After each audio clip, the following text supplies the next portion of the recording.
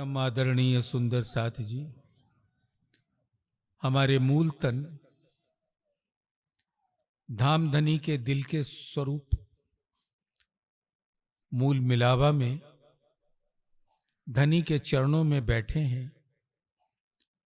तन के नैन खुले तो हैं, लेकिन दिखाई कुछ नहीं पड़ रहा।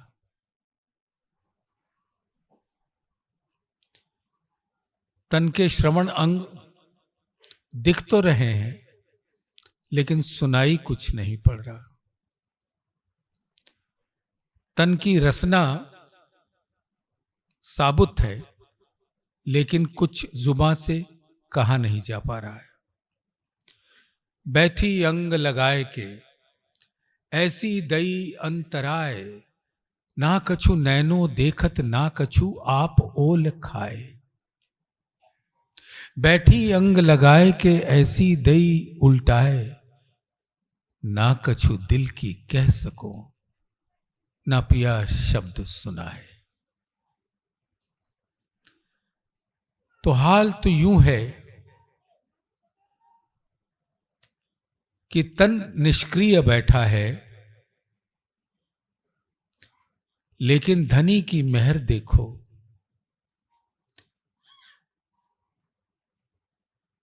हमारे मूल तनों के दिल को जागृत कर रखा है। जैसे स्वप्न अवस्था होती है, हम अपने शयन कक्ष में शयन पे विराजे रहते हैं। तन के नैन श्रवणांग रसना कुछ भी नहीं बोलती करती, लेकिन दिल स्वप्न देख रहा होता है, और उस स्वप्न में वही देखता है जो जागे हुए देखता है।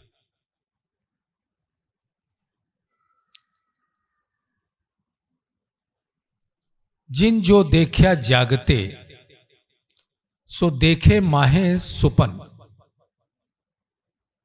कानो सुनिया सो भी देखत, या के साथ तो हक इजन। इजन यानी धनी का हुक्म, धनी के दिल की इच्छा। परम धाम में हम सब आत्माएं धनी के साथ 24 घंटा लीला विहार में रहते हैं। 15 घंटा सामूहिक रूप में और 9 घंटा अकेले अकेले। तो ऐसी खामोश बैठी परात्म के चरणों में इस आत्मा का प्रेम भरा नमन। और यहां पे विराजमान सभी आत्माएं, ऐसा प्रतीत होता है कि मानो धनी के दिल का स्वरूप मूल मिलावा या इस सरसावा में, इस पंडाल में उतर आया, और वहां जो मूल मिलावा है वो धनी के दिल का स्वरूप है, और धनी का दिल ही नूर है।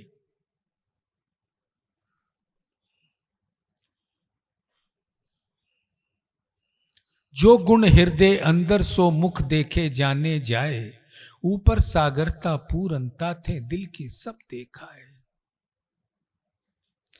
राज्य के दिल के अंदर जो अनंत गुण है वो उनके मुखारविंद पर प्रकट होते हैं।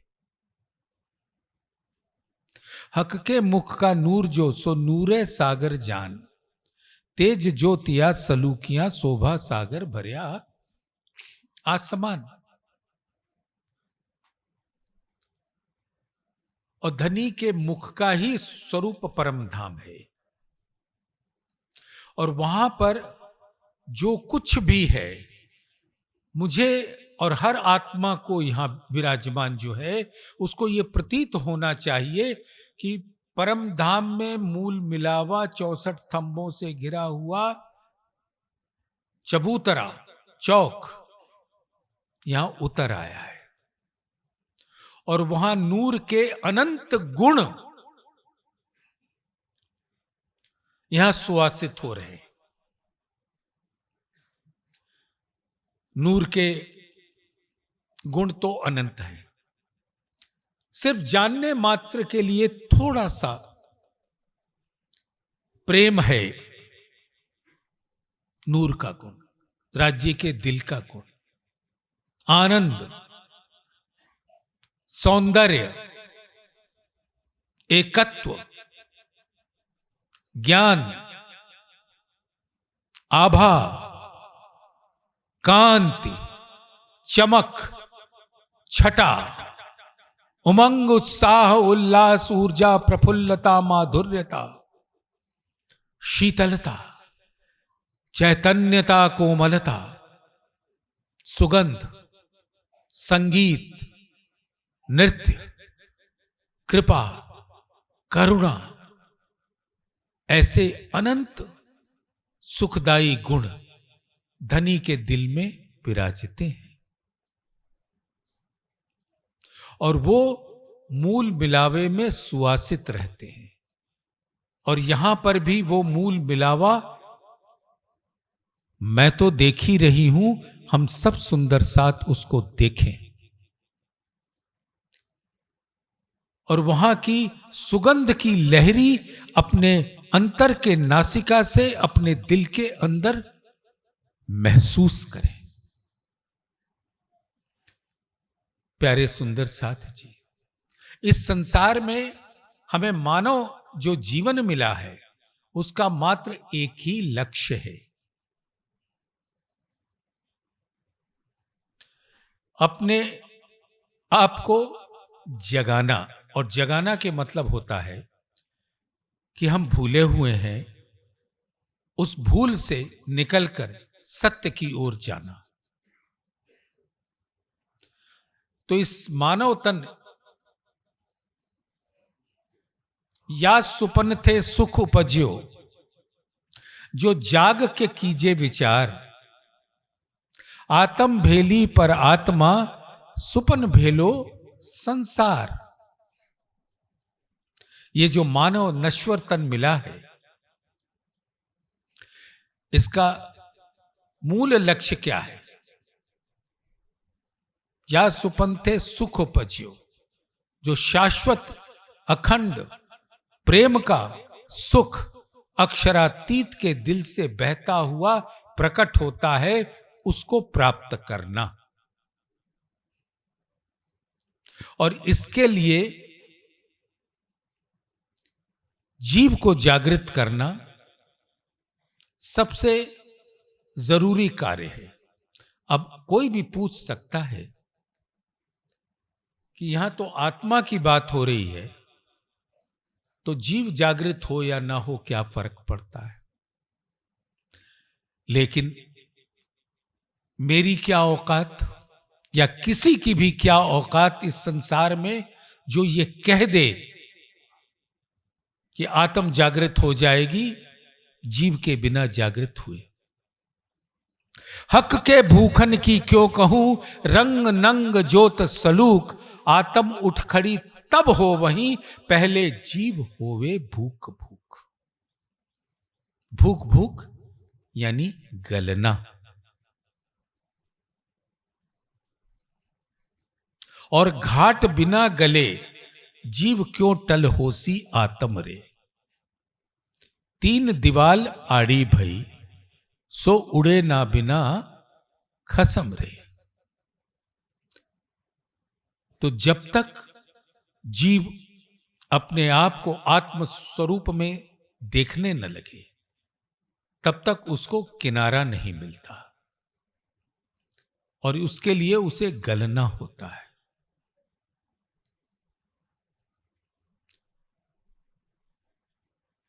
अब ए चर्चा कहां सुनसी, मूल वचन तारतम रे, ए सुने बिना हम क्यों गलसी, बिना बानी इन खसम रे। तो हमें जो ये खजाना मिला है, श्री कुलजुम स्वरूप, धामधनी के दिल के अंदर विराजमान इल्म के सागर की लहरें, उसके अंदर विराजमान अनंत बूंदों को हम सुंदर साथ को प्राप्त करना है। तो जीव को गलना पड़ेगा वाणी के प्रकाश में। इन उजाले जहर उतरसी, तब बढ़ते बल नहीं भेर जी। पर आत्म को आत्म देखसी, तब उतर जासी सब फेर जी। परामोशी की सारी विपदाएं समाप्त हो जाएंगी जब तारतम ज्ञान के प्रकाश में हम जुगल स्वरूप का दीदार करें। हमारे सभी सुंदर साथ बीतक बड़े मनो योग से सुनते हैं। हर साल जुलाई में होता है प्रारंभ, 1 महीना।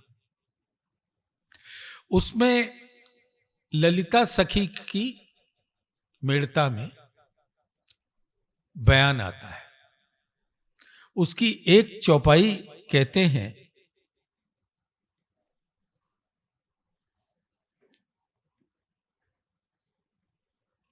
इन जहर जिमी से कोई न निकसिया, अमल चढ़्यो अति भारी। मुझ देखते सैयल मेरी, कईयों जीत के बाजी हारी। राज्य का खजाना पा जाने के बाद भी, चितवन लग जाने के बाद भी राग द्वेष छूटता नहीं।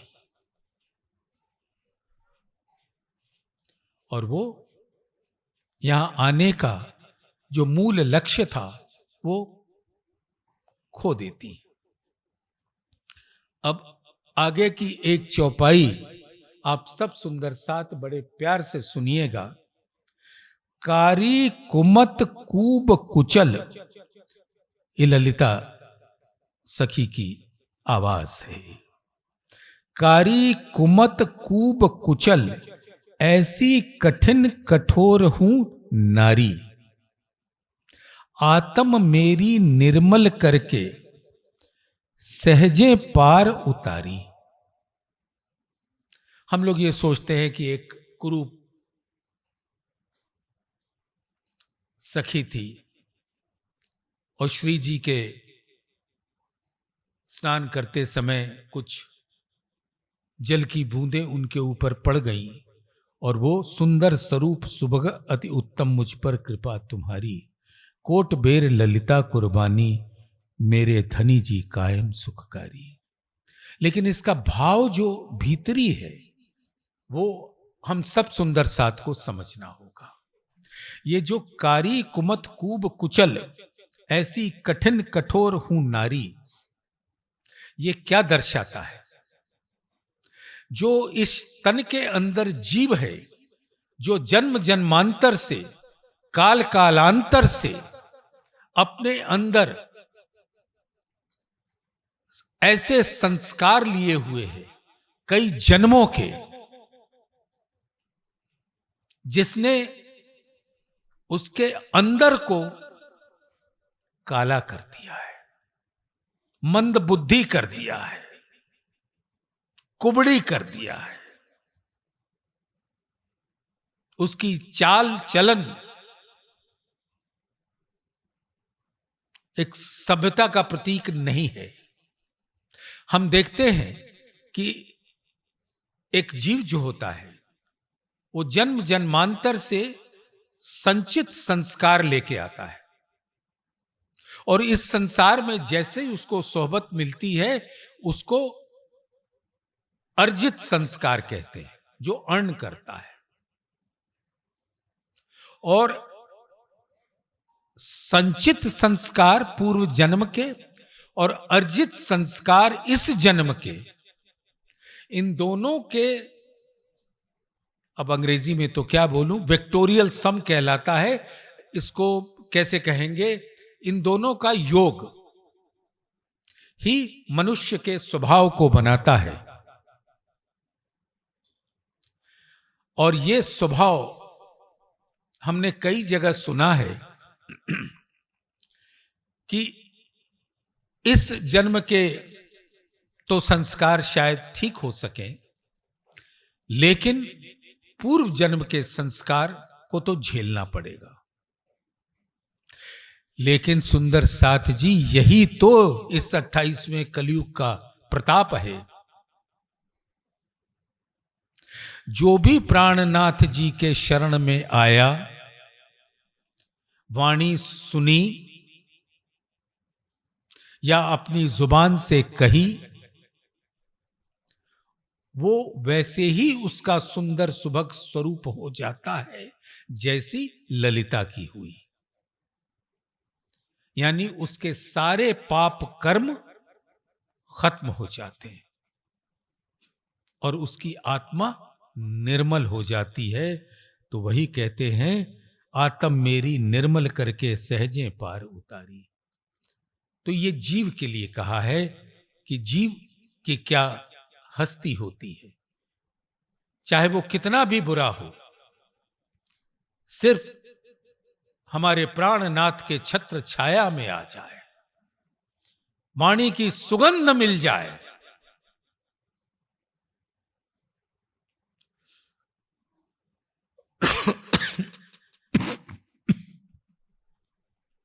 तो वो पार हो जाता है। और आत्म उठ खड़ी तब हो वहीं, पहले जीव होवे भूख भूख। अब आत्मा जागृत तब होती है जब जीव जागृत होता है, और जीव जागृत तब होता है जब इस वाणी में झीलने के अलावे उसका दूजा कोई काम नहीं होता। हम लोग यहां आते हैं, बातें करते हैं, इल्म का सागर है। अब उसकी लहरों से खेलना है कि उसकी तलहटी में जाके मोती पाना है। सिर्फ सतह पे रहेंगे तो बात नहीं बनेगी, हमें उसके अंदर उतरना है। और उतरने के बाद ही वाणी के अंदर विराजमान अनंत नगीना हमें मिलता है। देखो सुंदर साथ जी, हमको ये जो शरीर मिला है ना, ये एक सागर के माफक है। और इस सागर के अंदर अमृत भी है और विष भी है। सागर मंथन की कहानी तो आप सबने सुन रखी होगी। तो जिसका जैसा संस्कार होता है, उसको अमृत सुहाता है या विष सुहाता है। और हम सब बैठे शिव जी का इंतजार कर रहे हैं कि विष निकलेगा तो वो पी लेंगे, अमृत मिलेगा तो हम पी लेंगे। तो ऐसा नहीं है। अपने संस्कार को प्राणनाथ जी के छत्र छाया में आकर हमें अपने आप को गलना होगा और आत्म स्वरूप में ढलना होगा। और आत्मा क्या है? इस संसार में परात्म का प्रतिबिंबित स्वरूप। और परात्म क्या है? राजी का नूर तन, नूर दिल। परम धाम के अंदर हमारे प्यारे सुंदर साथ जी, एक गुजारिश है, आप चाहो तो बोलना, चाहो तो मत बोलना। परम धाम में राज्य के अलावे और कौन कौन है? सबसे सुनना चाहता हूं, परम धाम में राज्य के अलावे और कौन कौन है? कोई नहीं? क्या बात है, यस, कोई नहीं।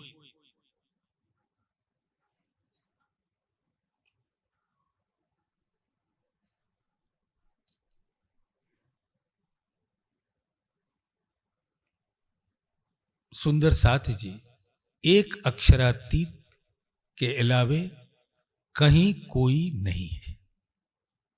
इस जीव को गाली मत दो, यह हमें बहुत मदद कर रहा है वाणी को ग्रहण करने में। जीव की भर्त्सना नहीं करनी। और हम कहते हैं ना कि जीव की निस्बत नहीं है। तुम्हें कैसे पता कि निस्बत नहीं है? राज्य का दिल एक महासागर है, उस सागर से प्रकट होते हैं अनंत सागर, जो परम धाम का स्वरूप है 25 पक्षों का। और हर स्वरूप आत्मा है। जिमी जात भी रू की रू जात आसमान, जल तेज वायु सब रू को रू जातर सुभान। पशु पंखी या दरखत रू जिनस हैं सब, हक अर्स वाहिदत में दूजा मिले न कछुए कब। या पहाड़ या तिनका सब चीज विधातम, सब देख देखाई जाहिर, जो देखिए माहे चसम। सब आत्म स्वरूप है। और आत्मा किसको कहते हैं? राज्य के दिल को कहते हैं, रूह। यहां बोलचाल की भाषा में हम क्या कहते हैं? कोई जैसे किसी का धाम गमन हो जाता है तो उसकी रूह निकल गई, यानी दिल ने काम करना बंद कर दिया, तो दिल ही रूह है। तो राज्य के दिल का ही प्रकट स्वरूप परम धाम है। तो वो सागरों का स्वरूप है जो मारिफत से हकीकत में प्रकट होता है। और उस सागर की एक लहर है योग माया का ब्रह्मांड। अक्षर ब्रह्म भी तो आत्म है। वो एक लहर है और उस लहर की तरंगे हैं इस कालमाया के ब्रह्मांड में आदि नारायण। और उस तरंगों की बूंदे हैं ये सारे जीव। तो किसी न किसी रूप में बेचारा ये जीव जो जन्म जन्मांतर से सताया हुआ है माया के द्वारा, निस्बत की छाया तो है। जगा लो जगा लो जगा लो प्राणनाथ आए।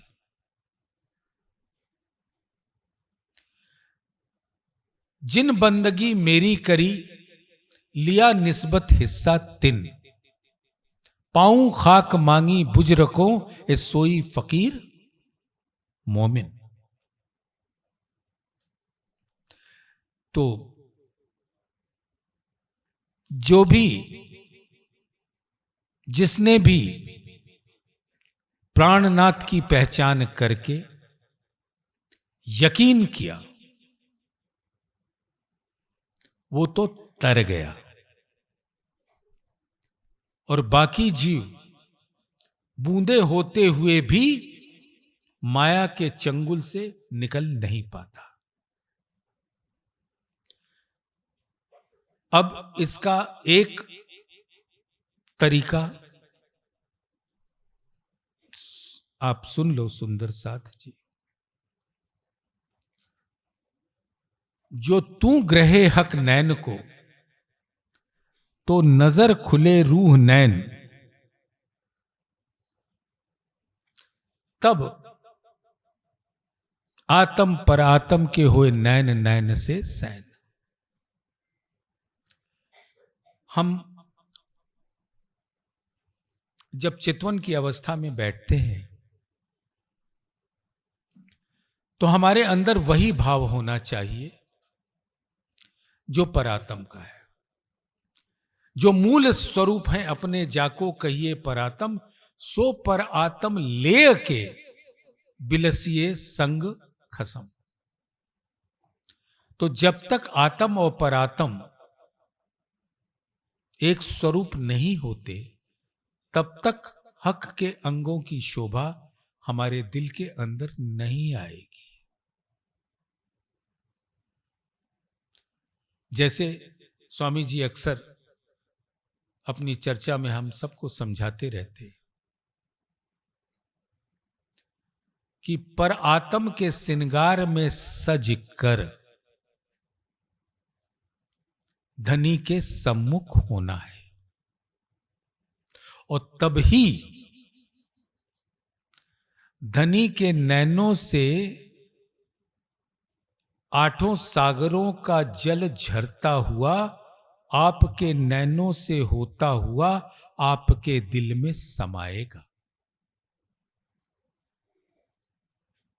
तो जो तू ग्रहे हक नैन को, तो नजर खुले रूह नैन,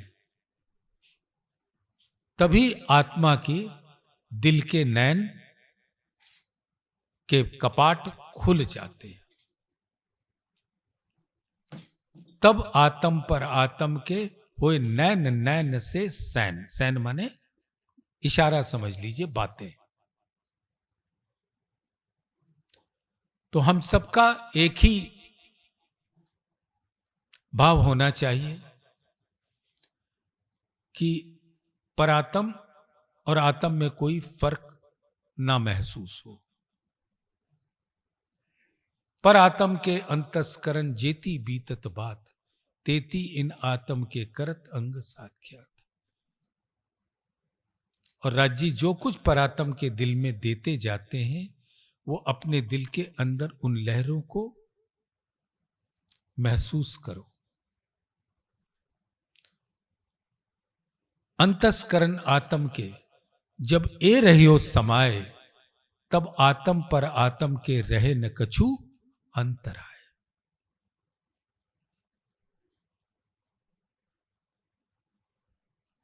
तो इस अद्वैत की वाणी जो हमारे प्राणनाथ का स्वरूप है, उसको ग्रहण करके अपने दिल के अंदर अंकित करना है। और हम वाणी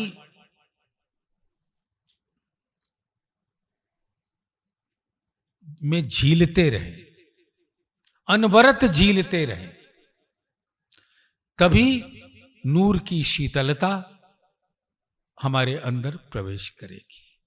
तो प्यारे सुंदर साथी जी, आज यहीं पे विराम दे लेंगे। तो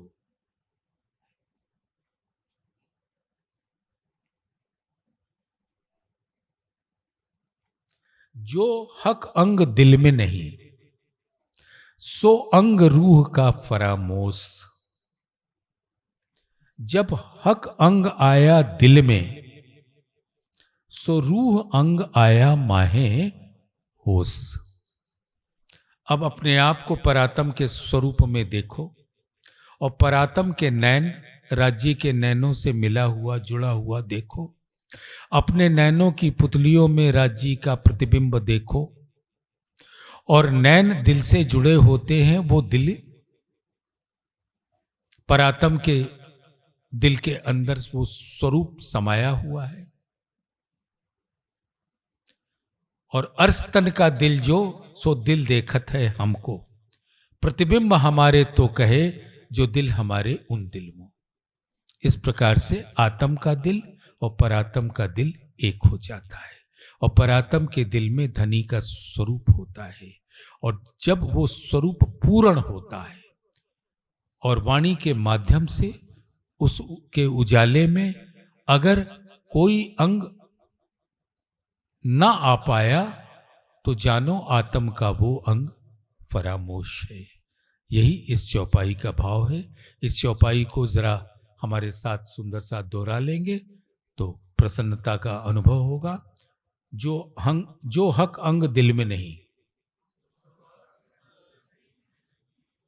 सो अंग रूह का फरामोश।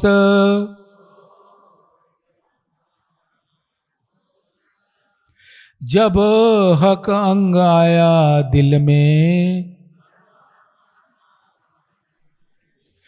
सो रू अंग आया माहे होस, सो रू अंग आया माहे होस। बोलिए श्री प्राणनाथ प्यारे की जय।